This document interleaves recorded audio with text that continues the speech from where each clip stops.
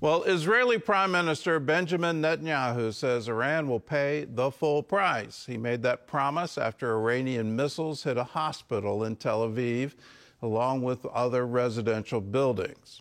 That latest attack comes as President Trump is deciding whether or not the United States military will join Israel in striking Iran. Chris Mitchell brings us the story from Jerusalem.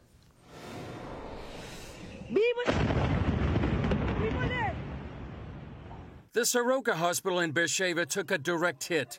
One of the doctors there stated, "Just yesterday, we evacuated the old surgical building that took a direct hit today. It's a great miracle." As Israeli Defense Minister Israel Katz put it, these are the most severe kinds of war crimes, and Khamenei will be held accountable for his crimes. Katz described Israel's new goal, destabilize the Ayatollah regime. Meanwhile, in Washington, President Trump has approved the Iran attack plans, but is holding off on giving the orders, according to the Wall Street Journal. Speaking to reporters in the Oval Office, Trump says he's not looking for a fight with Iran. But if it's a choice between fighting and them having a nuclear weapon, you have to do what you have to do. We're not looking for a ceasefire. We're looking for a total, complete victory. Again, you know what the victory is. No nuclear weapon. In an address to the nation Wednesday night, Israeli Prime Minister Benjamin Netanyahu thanked the president for standing by Israel and told Israelis the goals of the war. We've embarked on this operation to eliminate two existing threats to the state of Israel, the nuclear threat and the ballistic missile threat. We're moving step by step towards eliminating these threats. We control the skies over Tehran. We're striking the Ayatollah's regime with tremendous force. We're striking the nuclear weapons, the missiles, the headquarters, the symbols of the regime. Despite the attacks, Ayatollah Khamenei remains defiant.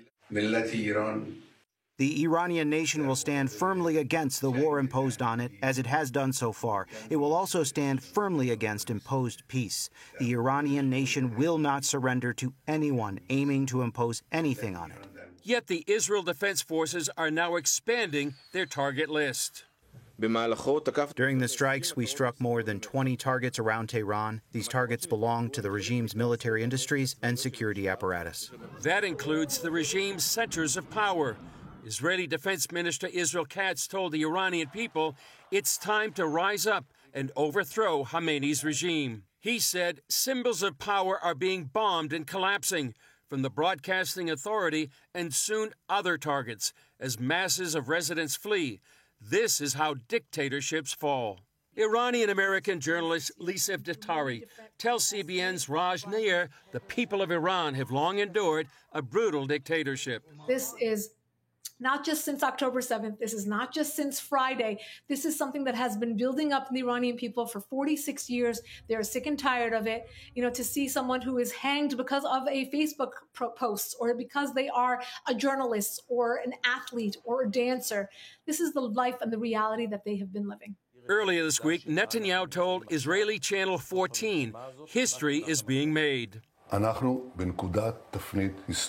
We're at a historic turning point, and everyone is slowly turning to realize it. After victory over Iran, a new Middle East will emerge. Chris Mitchell, CBN News, Jerusalem.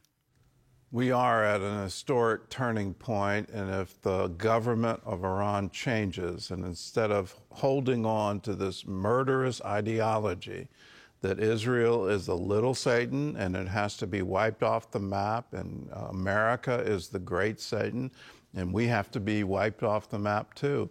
They earnestly believe, the leadership of Iran earnestly believes that the United States is the greatest obstacle to Islam in the world today. We need to be very serious in how we deal with them. And instead of kicking cans down the road, now is an historic opportunity. A window has opened to actually see this change, and change not just for the Iranian people, but the entire Middle East. What would happen in Iraq if Iran is not exporting this ideology and all of their terror? What would happen in Syria? What would happen in Lebanon?